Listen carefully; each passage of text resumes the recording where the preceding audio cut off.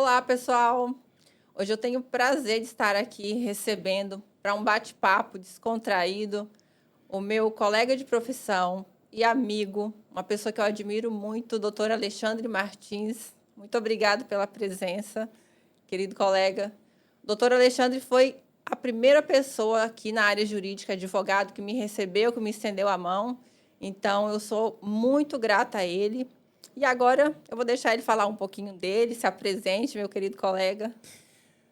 Então, doutora Luana, eu que agradeço a oportunidade de estar aqui contigo. É uma alegria a gente poder estar aqui falando sobre o nosso dia a dia, né?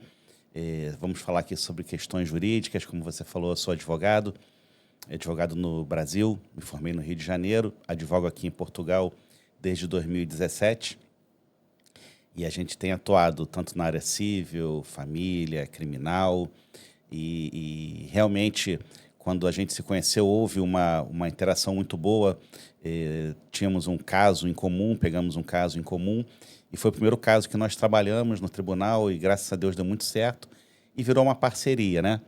E essa parceria tem dado frutos até hoje, a gente tem conseguido aí caminhar. Vida de imigrante não é fácil, a gente fala mais na frente um pouquinho sobre isso, mas é muito importante que a gente esteja assim sempre se ajudando, né?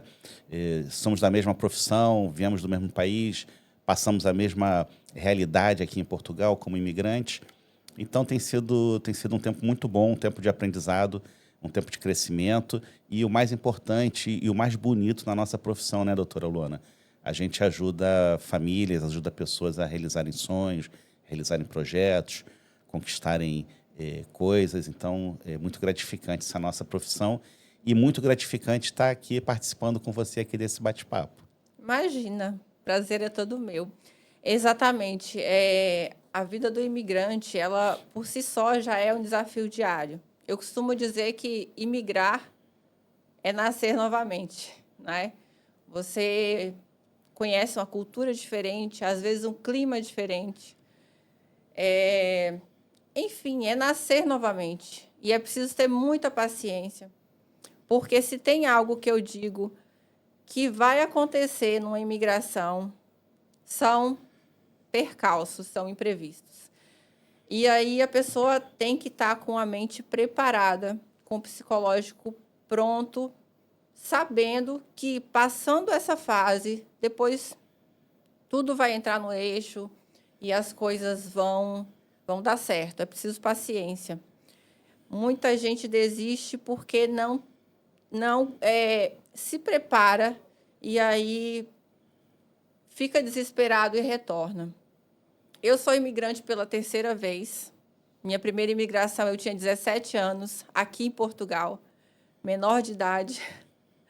Tinha familiares, vim para cá. Fiquei 5 anos, voltei para o Brasil, me formei em Direito, advoguei, senti uma necessidade de cursar mestrado, vim para cá com a intenção de ficar só 2 anos, mas antes disso também eu estive na Inglaterra 2 anos e meio.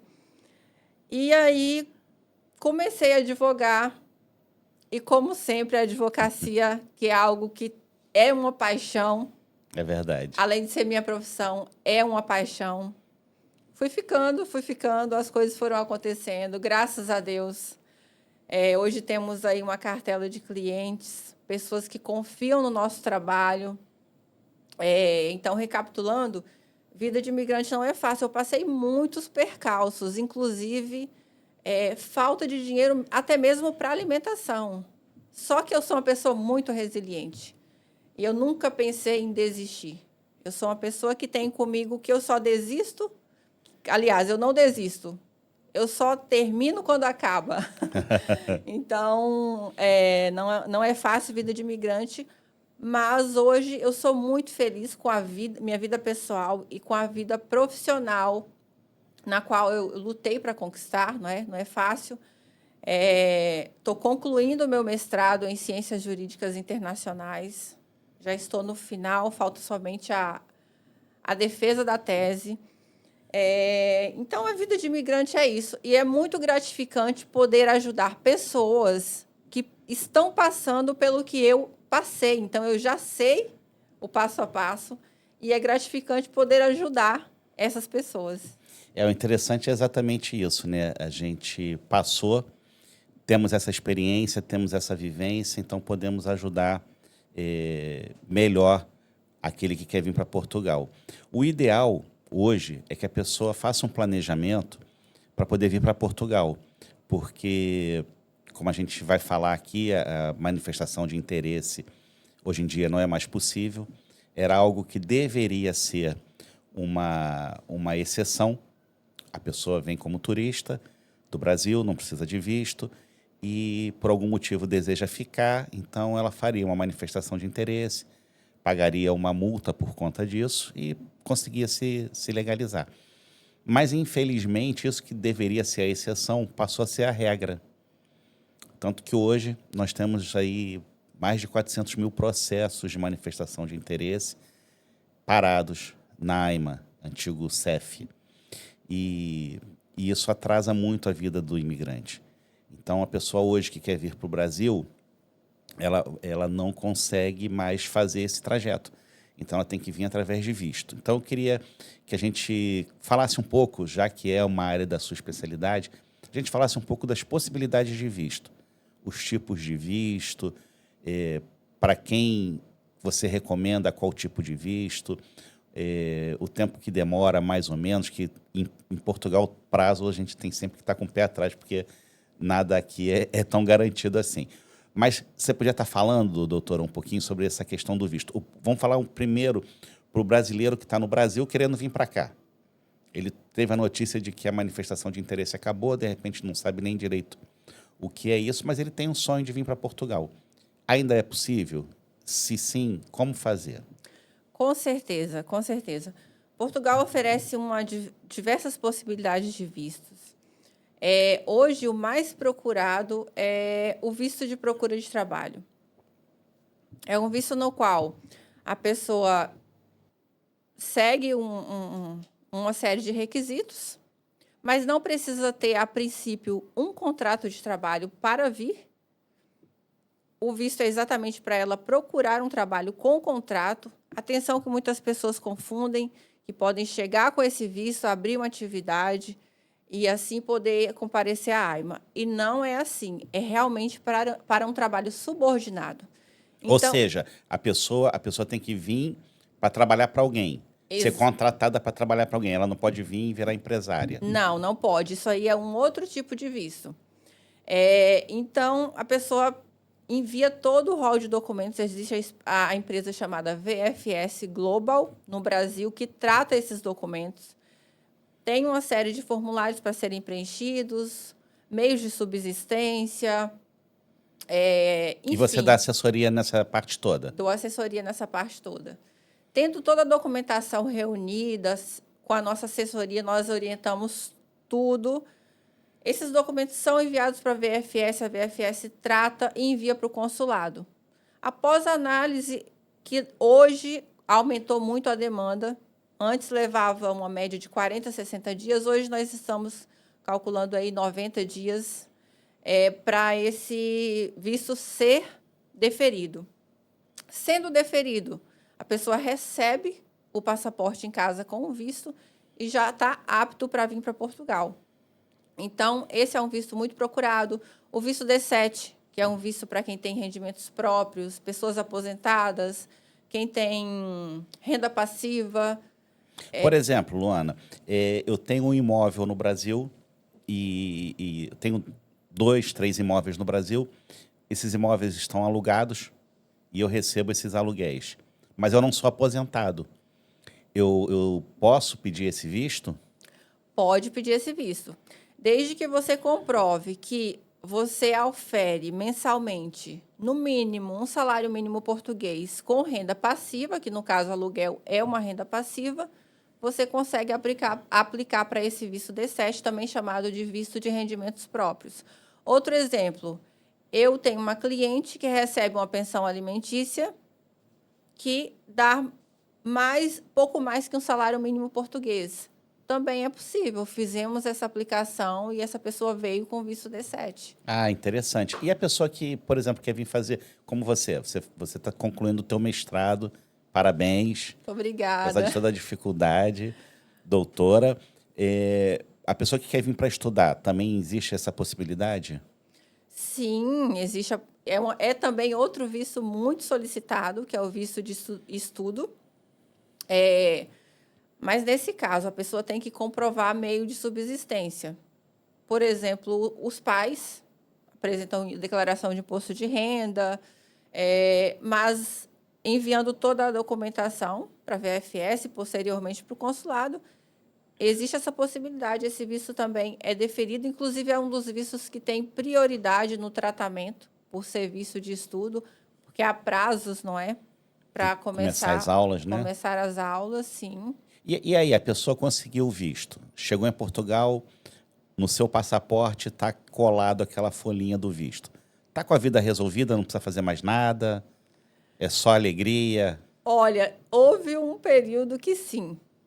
A pessoa vinha já com um agendamento na AIMA. O que é agendamento na AIMA? Quando uma pessoa solicita um visto, cumpre todos os requisitos, não é? Respeita o país, as regras, como Portugal, paga taxa consular. A regra é que ela venha com um agendamento na AIMA para que aquele visto seja convertido em um cartão de residência. É o dia que ela vai comparecer no órgão responsável por isso, Exato. para poder pegar seu documento. Exatamente. Então, a regra é que a pessoa já saia do Brasil com uma data para comparecimento. Ocorre que não tem acontecido isso. As pessoas têm feito todo o procedimento, respeitando as regras do país, pagando taxa consular, e vem sem agendamento, vem sem uma data para comparecimento, porque aquele visto ele dura 120 dias. Após 120 dias, ou seja, a pessoa está de forma irregular no país.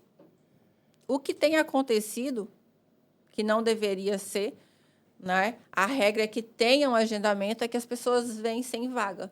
E o que está acontecendo? As pessoas estão tendo que recorrer ao Tribunal Administrativo para que obtenha uma vaga na AIMA, na qual ela já teria direito desde o Brasil. Ela já deveria vir com essa data marcada para ter esse atendimento. Exatamente. E não tem. E quem faz manifestação de interesse? É quem veio sem visto, começou a trabalhar ou abriu uma empresa, abriu uma atividade e também vai na AIMA, que hoje substitui o CEF, o antigo CEF, que foi extinto. Na verdade, basicamente só mudou o nome, né? Sim. Mas a pessoa vai na AIMA, informa a AIMA que já está trabalhando por conta própria ou por conta de terceiro, e ela também precisaria de uma data agendada também para poder tirar sua documentação. E essa pessoa da manifestação de interesse consegue essa data ou está na mesma situação de quem vem com visto? Estão na mesma situação. Já há bastante tempo, há meses, a AIMA não abre vagas, porque antes eram aquelas vagas pelo call center em que a pessoa passava um dia inteiro, fazia 1000 ligações, não conseguia falar, ou raramente conseguia falar e fazia o agendamento. Ou recebia o agendamento, porque o procedimento correto era aplicava a manifestação, o CEF, o antigo CEF, recebia, checava os documentos e ali no próprio portal possibilitava a pessoa de fazer uma marcação. Só que está tudo parado. As manifestações não estão sequer sendo analisadas e as pessoas estão também tendo que recorrer ao Tribunal Administrativo por meio de uma ação de intimação para que o Judiciário cite a AIMA para que se manifeste sobre aquele processo e, posteriormente, faça os agendamentos. Eu tenho tido, graças a Deus, sucesso nos agendamentos. Pelo que me parece, eles têm dado prioridade para os agendamentos da manifestação de interesse, mas também outros casos, qualquer caso em que a pessoa precise de um agendamento na AIMA, seja por estudo, seja aquelas pessoas que vieram sem agendamento no visto, enfim, qualquer modalidade, reagrupamento familiar, o 122K, que é quando você tem um filho que você tem um filho com residência, por exemplo, por estudo, mas o progenitor, o pai ou a mãe, não tem. Também é possível ingressar. Enfim, hoje, para todas as modalidades de agendamento de todos os artigos, as pessoas estão tendo que recorrer ao Tribunal Administrativo. É, por acaso, eu não tive essa... Não passei por essa peregrinação, vamos chamar assim, porque eu tive a sorte de vir de uma família de portugueses. Então, eu consegui minha nacionalidade portuguesa, não passei por isso. Mas enfrento da mesma forma, muitas das vezes auxiliando um cliente, né, auxiliando nessa regularização, que realmente é muito difícil. E hoje, a solução para isso é o judiciário, a judicialização. Algo que há pouco tempo atrás se falava muito no Brasil, que se era contra a judicialização de algumas questões, de algumas demandas, mas parece que aqui em Portugal isso está virando regra. Talvez pela falta de mão de obra, falta de servidores, falta de funcionários, né? E aí a gente não vê isso só na AIMA, a gente vê isso em vários órgãos. Acaba que a remuneração, o salário do servidor é baixa, não é um atrativo. Então, a pessoa... E um outro detalhe diferente do Brasil. No Brasil, o sonho do brasileiro... O brasileiro tem 2 sonhos. Ir para os Estados Unidos e virar funcionário público. É verdade, não é verdade? é verdade. São os 2 sonhos dos brasileiros. Aqui em Portugal, você com 1 ano de contrato de trabalho, você ganha estabilidade e fica como se fosse um servidor público. Então, não existe essa vontade de ser servidor público exatamente por conta disso. Você já tem essa estabilidade no seu contrato. Mas, o que acontece? Fica faltando mão de obra na AIMA, na polícia, nos hospitais, em todos os órgãos. Inclusive, falando em hospital, Luana, se você me permite a gente falar um pouquinho sobre esse tema, o serviço de saúde em Portugal não é ruim, mas é mal administrado. Também devido à baixa remuneração, faltam também funcionários, faltam servidores, e muita gente reclama do serviço, reclama do atendimento. São pessoas que, às vezes, morrem na sala de emergência aguardando um atendimento, mulheres que dão luz ao filho na ambulância do bombeiro porque não chegam a ser atendidas por conta da fila de espera, e o governo toma algumas atitudes para evitar essa sobrecarga na emergência, e atitudes engraçadas, por exemplo. Engraçadas no sentido de não fazer sentido, não de fazer rir. Né? Não é engraçado no sentido de fazer rir, é engraçado no sentido de não fazer nenhum sentido. Então, você, para ir para a emergência hoje, você tem que ligar para o hospital primeiro, não pode ir direto na emergência. Então, imagina, você sofreu um ferimento, uma lesão, um ataque cardíaco, alguma coisa assim grave, você não pode ir direto para o hospital, você tem que ligar para o hospital para ver se realmente a recomendação é essa, com o objetivo de você esvaziar a emergência. Quando deveria você ter mais postos de saúde, mais profissionais atendendo, para dar vazão à demanda. E devido a não dar vazão à demanda, muitas pessoas, os chamados utentes, que são os utilizadores, os usuários, como se falaria no Brasil, do serviço público de saúde, eles acabam indo para as redes sociais e reclamar do médico, falar mal do hospital. E existe um hospital aqui em Portugal, que não vou citar o nome, mas isso está na mídia, para quem quiser ver, que esse hospital decidiu que quem fala mal dos seus funcionários no hospital vai ser processado. Vai responder um processo criminal.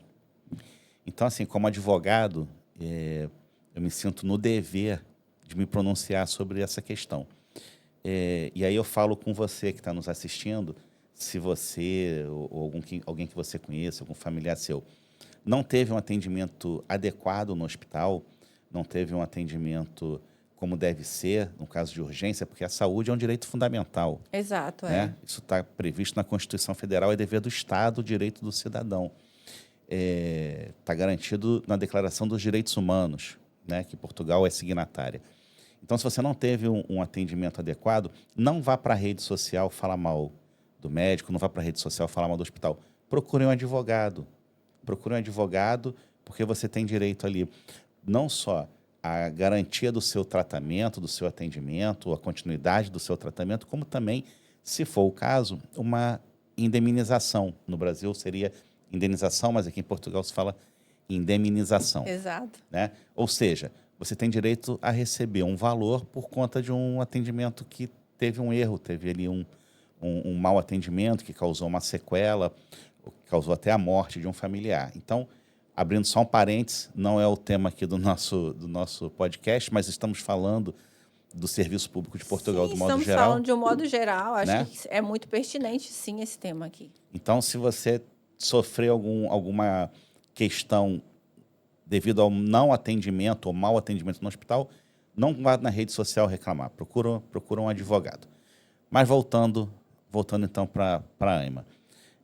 Então, existe esse processo administrativo, que, só para esclarecer, nós falamos processo administrativo, não que seja algo fora dos tribunais. É no tribunal, só que o que no Brasil seria, a gente chamaria de vara de fazenda pública ou justiça federal, aqui é tribunal administrativo. Então, a gente submete o caso para o juiz manda citar a AIMA pode exercer o direito de defesa, e depois disso sai um mandado judicial para que a pessoa receba, então, o seu documento. É isso, doutora? É exatamente. Ajuizamos a ação. O juiz vai analisar a situação, vai analisar os documentos. Se realmente aquela pessoa, não é, aquele autor, tem provas suficientes em que ele está exercendo os direitos e deveres de um cidadão estrangeiro aqui e que, de fato, essa demora na legalização está causando um prejuízo para aquela pessoa, para aquele autor. Então, analisando os documentos, o juiz cita a AIMA, envia uma carta de citação para que a AIMA se manifeste. Muitas vezes a AIMA não se manifesta, já faz logo o agendamento, porque analisando vê que, de fato, a pessoa tem o direito. Em raras vezes, acontece de solicitar um documento a mais, por exemplo, quando manifestação de interesse não costuma acontecer, porque a partir da data que a pessoa aplicou a manifestação, ela já está solicitando a legalização dela aqui. Então, se a pessoa tem mais de 90 dias úteis aguardando uma resposta da AIMA, uma aceitação que seja, e não teve essa resposta, ela já está apta a, por meio do tribunal, solicitar que a AIMA se manifeste a respeito do processo dela. 90 dias úteis dá mais ou menos 4 meses, mais ou menos. Mais ou menos isso. Agora, outros processos, por exemplo, um reagrupamento familiar. Os juízes têm solicitado provas de que está sendo tentado esse agendamento já há algum período. Quais provas seriam? E-mail, uma carta via R com aviso de recessão, que aqui chamamos recessão, no Brasil é recepção. Então, tem funcionado dessa maneira. Infelizmente, chegamos a esse ponto.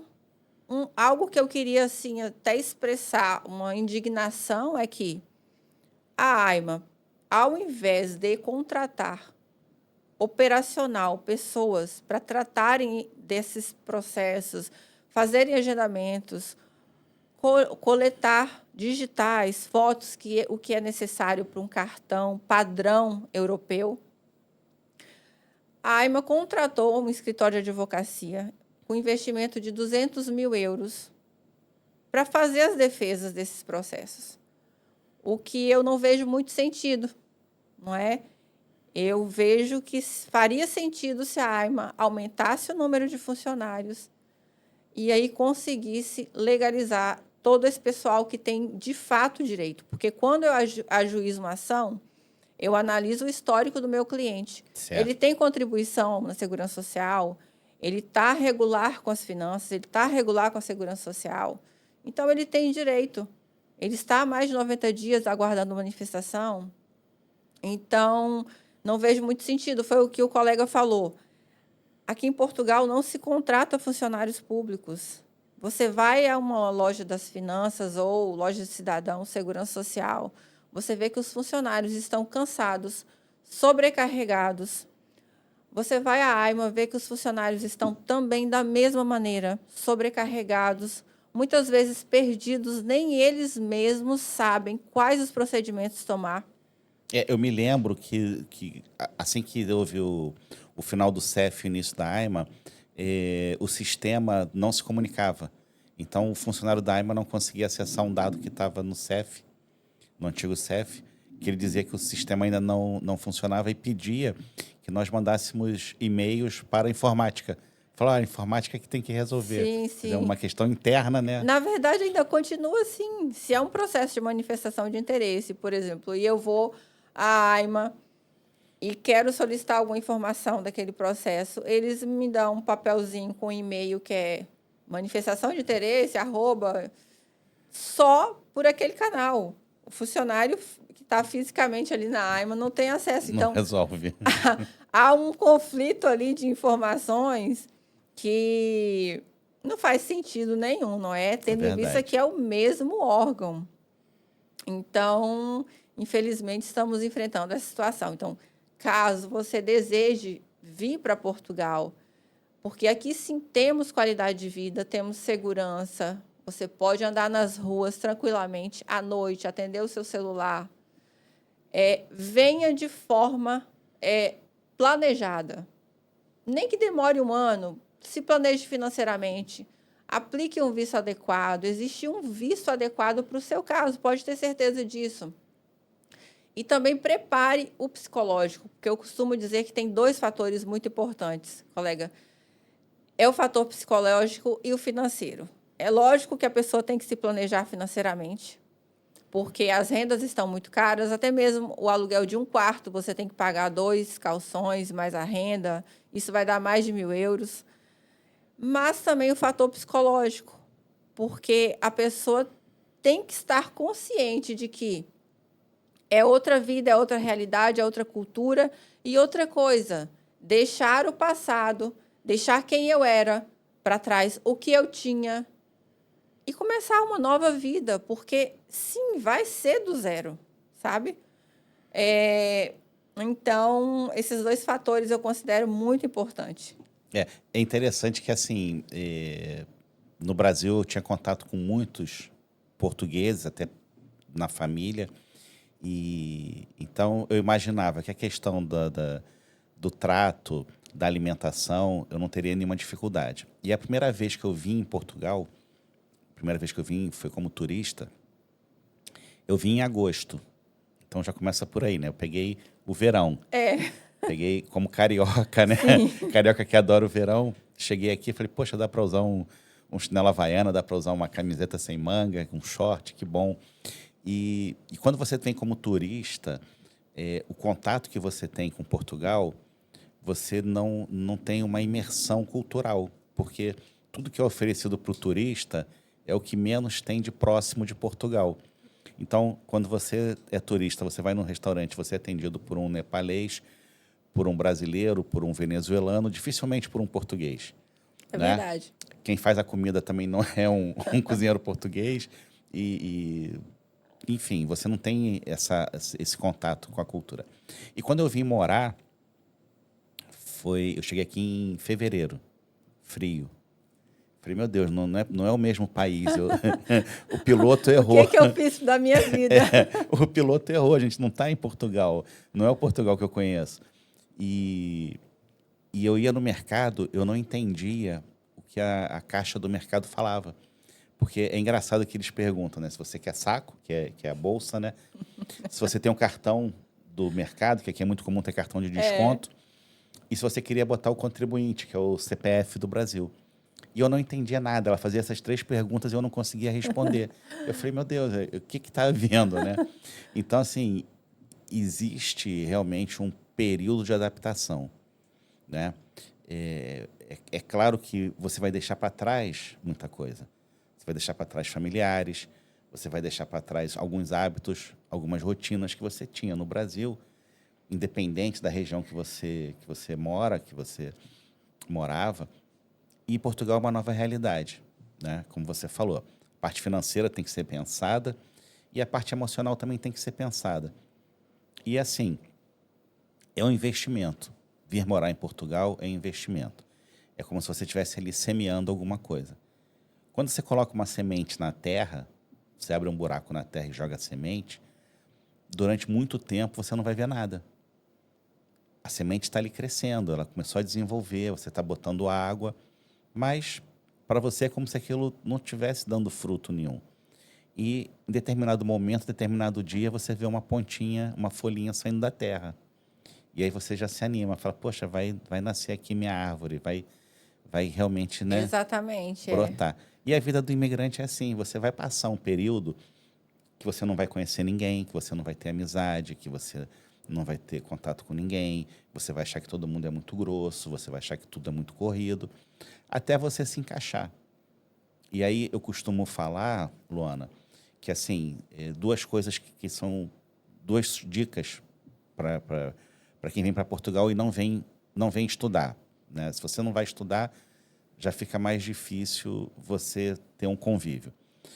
E eu sempre costumo dizer assim, olha, procure uma igreja da sua religião, uma igreja, um templo, o que for, uma mesquita, de acordo com a sua religião, se integre numa comunidade religiosa sua e entre num clube desportivo, vai fazer um desporto também. São dois locais bons para você conhecer gente. Por exemplo, está no verão, entra numa escola de surf, se você está perto de uma praia, né? Entra se você gosta de moto, entra num motoclube, para você fazer contato com as pessoas. Não adianta você ficar trancado dentro de casa vendo Netflix e falar que português é fechado. Exatamente, exatamente. Olha, por exemplo, olha, eu já entrei para clube de patinação, eu já fui fazer aula de forró. E também teve a parte presencial do mestrado, pude fazer amizades. Essa parte aí da semente, achei muito interessante essa reflexão, Alexandre. Olha, eu vou falar para quem está aqui, quem vai assistir. Eu saí do Brasil em 2019, vim para fazer mestrado. A pandemia parou o mundo em 2020. E aí eu parei o mestrado, que foi numa primeira instituição que eu comecei.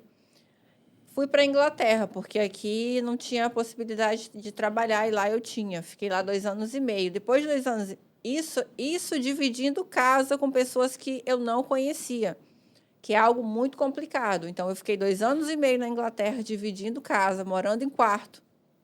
Depois, aqui em Portugal, mais 2 anos, 1 ano e meio, dividindo apartamento também com pessoas completamente desconhecidas. E somente após 4 anos e um pouquinho que eu consegui arrendar o meu apartamento. Por quê? Primeiro, preços altíssimos. Segundo, porque não há muitos apartamentos disponíveis. E aí eu uso o seu exemplo. Aí que veio a minha semente. E eu pude começar a ter uma vida normal. Então, isso, gente, 4 anos depois de eu estar imigrante novamente, de eu ser imigrante novamente. Foi o tempo, né? O tempo para poder ver Exatamente. os frutos. Mas, para isso, eu precisei ser muito resiliente, saber de fato o que eu queria e conseguir, graças a Deus.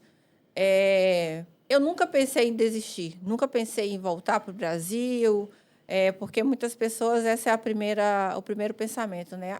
As pessoas pensam assim, eu não preciso disso, não preciso passar por isso. Mas eu acho que as dificuldades te fazem crescer muito, te fazem É evoluir como verdade. ser humano. É verdade.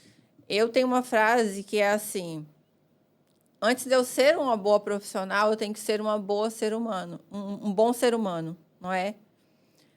Cada cliente que passa por mim, por uma consulta comigo, tem uma história por trás, e eu tento ser uma advogada o mais humana e empática possível. Bacana.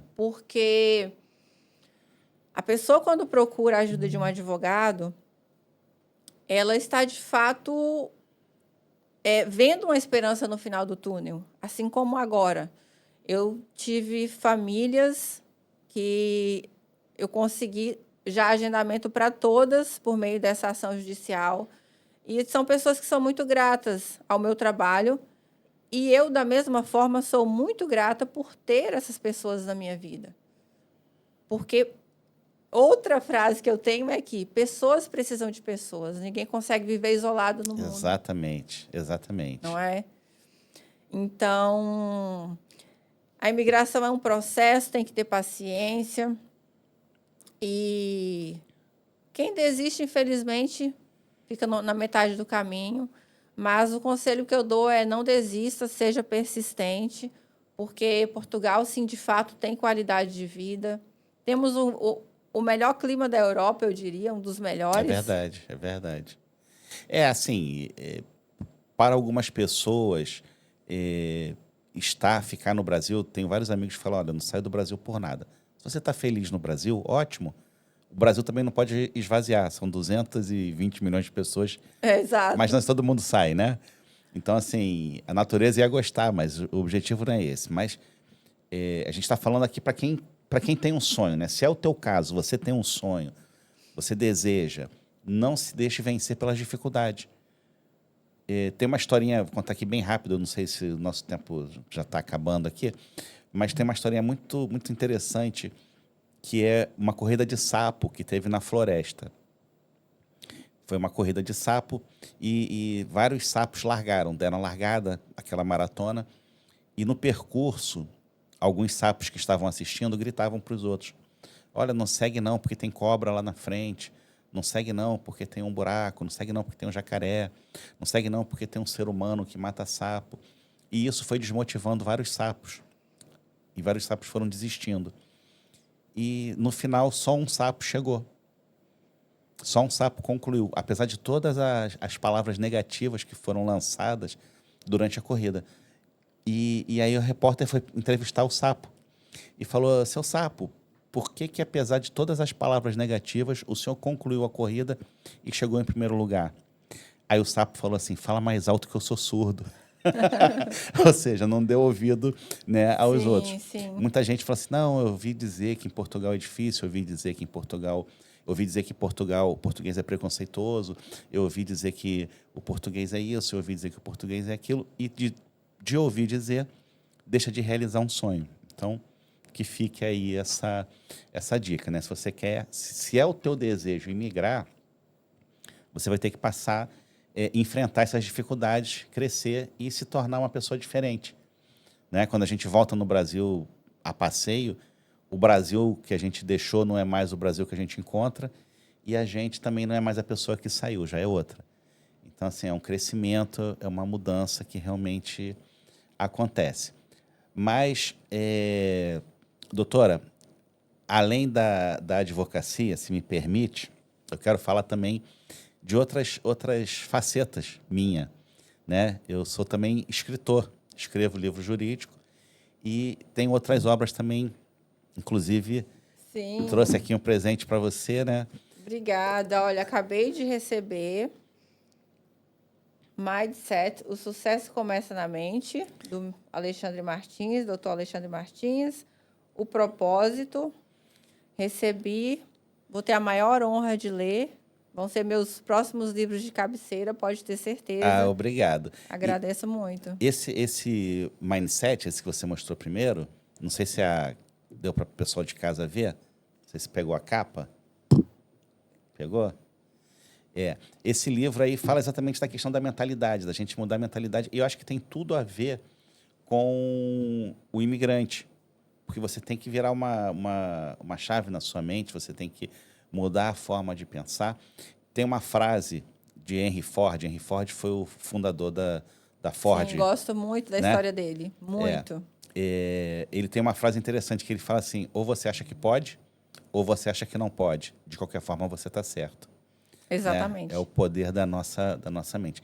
E O Propósito é um livro assim, muito gratificante, esse livro, porque muita gente... É o livro que eu mais tenho retorno das pessoas. As pessoas leem esse livro e falam assim, poxa, Alexandre, parece que tu estava falando comigo, parece que era para mim, né? E qual é o segredo disso, né? É comum o ser humano, em determinado momento da vida, fazer uma reflexão e achar que perdeu o rumo. Isso é normal. A gente fala, poxa, para onde eu estou indo? E agora? O que eu faço? É normal a gente se sentir um barco à deriva.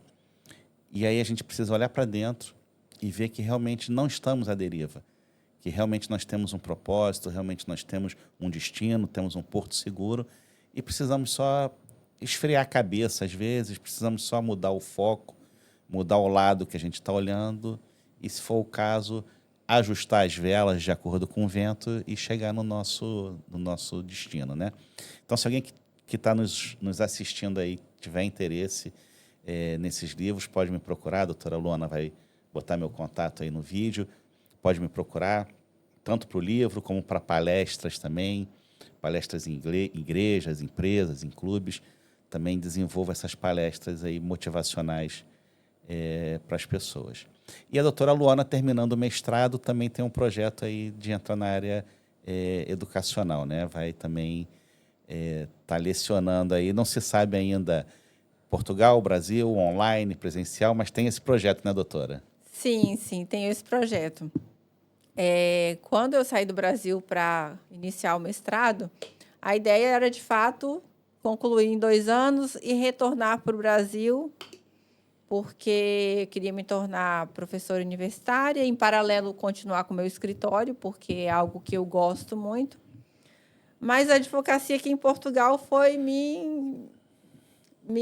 vamos dizer assim, Dominando todo o teu tempo, né? dominando, e eu fui pegando amor por Que trabalhar com bacana. imigração, por ajudar pessoas que passaram pelo processo que eu passei. E eu passei tudo sozinha, eu fazia tudo sozinha. E engraçado, quando eu comecei a advogar aqui, quando eu pensei em começar, eu ouvi de muitas pessoas assim, aí que está a história do sapo. Não, já tem muito advogado. Não, não dá certo, não. Nacionalidade portuguesa? Não, tem muita gente já na porta do consulado oferecendo. E eu, quando eu imigrei pela primeira vez, fiz tudo sozinha, eu pensei, não, de fato, ninguém contrata advogado para trabalhar com imigração. E aí, Lisboa é um mundo, não é? É verdade. Primeira vez eu morei no interior.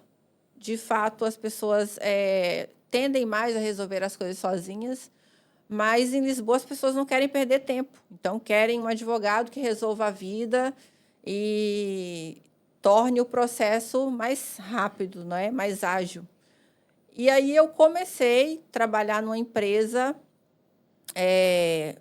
como part-time, que eu precisava sobreviver. Trabalhava 5 horas e o dinheiro só dava para pagar o aluguel e comer. Comer na faculdade ainda, que era baratinho. E depois de 3 meses... Foi nesse período que nós nos conhecemos. Depois de 3 meses, eu senti que era a hora. Inclusive, eu quero deixar aqui uma frase que eu não esqueço, que eu ouvi de você. Você disse, Lu, naquele momento, esse emprego, quando você começou nesse emprego, ele foi o seu porto seguro.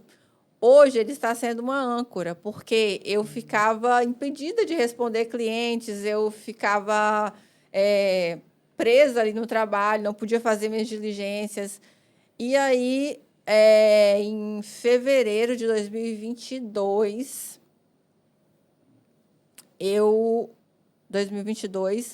eu falei, não, tá na hora.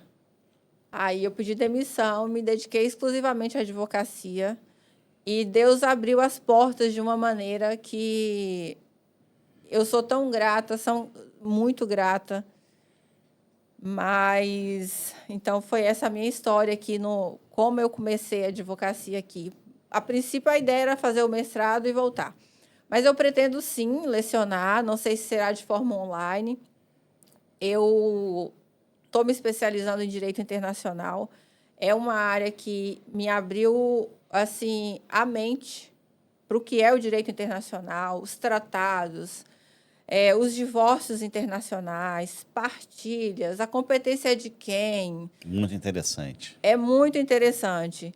E já atuo nessa área, já faço bastante trabalhos ligados à área, como Amplia muito a sua área de atuação, né? O muito, mundo, o muito. mundo, o mundo se torna um país só. Vamos botar Exata, assim, né? O mundo passa a ser um país só. exatamente, exatamente. É muito interessante. A Luana, advogada de 5 anos atrás, aquela criminalista raiz, que era o que eu era, uma criminalista raiz, atuei 5 anos, inclusive recebi uma mensagem essa semana de alguém querendo me contratar. 5 anos fora do Brasil.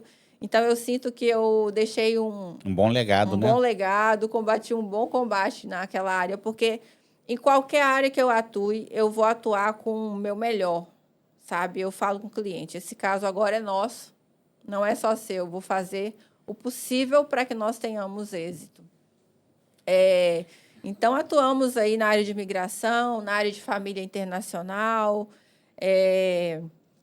aqui também em Portugal, faço parceria com o doutor Alexandre e agora deixo que o Alexandre também fale um pouco aí do tipo das especialidades nas quais atua. A doutora Luana, ela é muito humilde. Ela hoje é uma referência entre as mulheres advogadas. Ela faz parte aí de um grupo realmente pequeno de mulheres advogadas, porque a gente pode dizer assim, você tinha muitas coisas para dar errado.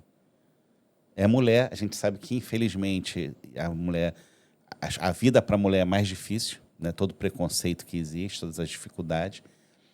É imigrante, né? É advogada, trabalha por conta própria, tem que conquistar o cliente. Depois de conquistar o cliente, tem que ganhar a causa. Então, assim, tinha tudo para dar errado e tem dado certo, né? Isso aí é muito, muito bacana. Tenho muito orgulho de estar na caminhada aí contigo. E eu faço a parte mais de tribunal. Eu gosto de tribunal, gosto de audiência, gosto de embate, né? No Brasil, eu fui professor universitário, por isso que eu gosto também de escrever. Aqui em Portugal, eu dou mentoria para alguns advogados, alguns colegas que chegam para atuar em Portugal, dou essa mentoria. E atuo na parte civil, na parte direito comercial, direito de família, direito do consumidor, e também atuo na área criminal, que também é uma área que eu gosto muito, né? Algumas pessoas falam assim, o direito é uma cachaça. Eu não digo que é uma cachaça porque cachaça faz mal, né? Mas o direito é um chocolate, que a gente está sempre querendo mais um pouquinho, e é muito bom a gente, como você falou também, né, ver o resultado do nosso trabalho favorecendo pessoas, né? A gente fazendo a justiça, fazendo com que os direitos sejam garantidos. É um papel muito importante. E agradeço aí mais uma vez a oportunidade de participar contigo aqui. Espero que eu tenha novos convites, espero que tenha outras oportunidades, que é sempre um prazer. Claro, com certeza, teremos sim. E eu que agradeço a participação. O doutor Alexandre é uma referência para mim. Imagina, é uma grande honra estar aqui. Como eu falei, foi uma das primeiras pessoas que me estenderam a mão, porque, infelizmente, hoje vivemos num mundo muito individualista. As pessoas querem ajudar pouco. E encontrei no Alexandre uma pessoa com um coração bom, uma pessoa com conhecimento, uma pessoa com coração humilde, com coração conforme os mandamentos de Deus. É uma pessoa que eu admiro muito, mentor, professor, escritor, excelente advogado. Então, a honra de estar aqui é toda minha, em sua companhia. E espero que muito em breve teremos aí outra oportunidade de estarmos juntos, trocando ideias e passando informações relevantes para os imigrantes, tanto para quem está aqui quanto para quem está no Brasil. Muito obrigado e até a próxima, então.